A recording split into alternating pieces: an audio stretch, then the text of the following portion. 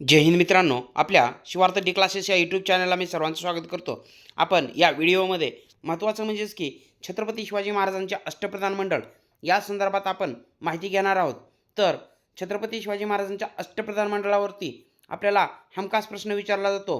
तर यामध्ये आपण बघूया की प्रथम बघा त्या ठिकाणी व्यक्तीचं नाव, त्याच्यानंतर पद बघायचं आणि कार्य त्यांचं काय असणार आहे त्या पदाचं। पहिल्यांदा मोरो त्र्यंबक पिंगळे प्रधान होते आणि यांचं कार्य काय होतं प्रधानाचं, तर राज्यकारभार चालविणं महत्त्वाचं कार्य लक्षात घ्या। त्याच्यानंतर पुढे हंबीरराव मोहिते, तर 2 नंबरला हंबीरराव मोहिते लक्षात घ्या। हंबीरराव मोहिते हे सेनापती होते आणि सैन्याचे नेतृत्व करणे एक महत्त्वाचं त्यांचं कार्य। तिसरे जे काय असणारे बघा महत्त्वाचे आहेत मोरेश्वर पंडितराव, तर ते एक पंडित होते आणि महत्त्वाचं म्हणजेच की त्यांचं पदनाम काय होतं पंडित। धार्मिक कार्य पाहणे। चौथा क्रमांक लक्षात घ्या अण्णाजी दत्त, तर अण्णाजी दत्त यांच्याकडे कोणतं पद सचिव आणि सरकारी आज्ञापत्रे पाठवणे। लक्षात घ्या सरकारी आज्ञापत्रे पाठविण्याचं काम यांच्यामार्फत आपल्याला पाहायला मिळतं। नाव काय त्यांचं, तर मित्रांनो लक्षात घ्या अण्णाजी दत्त त्या ठिकाणी सचिव आणि सरकारी आज्ञापत्रे पाठविणे महत्त्वाचं त्यांचं कार्य। त्याच्यानंतर पुढचे आहेत महत्त्वाचे बघा निराजी रावजी, आणि निराजी रावजी कोण होते, तर न्यायाधीश होते।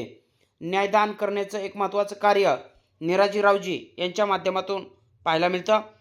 पुढचा पॉईंट आहे महत्त्वाचा रामचंद्र निळकंठ मुजुमदार, तर आता या ठिकाणी लक्षात घ्यायचं आहे की रामचंद्र निळकंठ मुजुमदार यांच्याकडे कोणतं पद होतं अमात्य। बघा यापूर्वी प्रश्न विचारलेला आहे परीक्षेमध्ये, छत्रपती शिवाजी महाराजांच्या अष्टप्रधान मंडळातील अमात्य यांचं कार्य काय, तर राज्याचा जमा खर्च पाहणे, आणि अमात्य कोण होते रामचंद्र निळकंठ मुजुमदार। पुढचा प्रश्न आहे महत्त्वाचा रामचंद्र त्र्यंबक डबीर कोण होते, सुमंत होते, आणि परराज्यांशी संबंध प्रस्थापित करणं किंवा संबंध ठेवणं हे महत्त्वाचं सुमंताचं कार्य होतं। तर यापूर्वी अमात्य ह्या दोन्ही पदामध्ये बरेच विद्यार्थी गोंधळ बघा त्या ठिकाणी करतात। त्यामध्ये अमात्य पदाचं काम काय असणारा राज्याचा जमा खर्च पाहणे, त्याचबरोबर सुमंताचं कार्य काय असणार आहे परराज्यांशी संबंध प्रस्थापित करणं किंवा परराज्यांशी संबंध ठेवणं। पुढचा पॉईंट आपल्याला बघा महत्त्वाचा विचारला जाऊ शकतो की दत्ताजी त्र्यंबक वाकनीस IMP असणार आहेत। दत्ताजी त्र्यंबक वाकनीस मंत्री होते आणि पत्रव्यवहार सांभाळण्याचं एक महत्त्वाचं त्यांचं कार्य या बाबतीत लक्षात घ्यायचं आहे।